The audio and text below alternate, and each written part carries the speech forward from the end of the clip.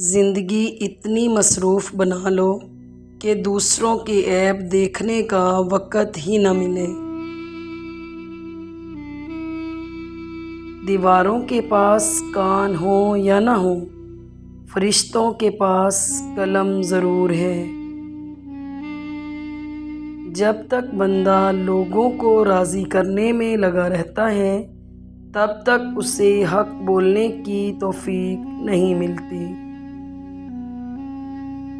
ہدایت کا نور سب تک پہنچ رہا ہے، لیکن جس کا دل ہی زنگ آلود ہو، وہ اسے محسوس ہی نہیں کر سکتا۔ کامیابی کیسے ملتی ہے؟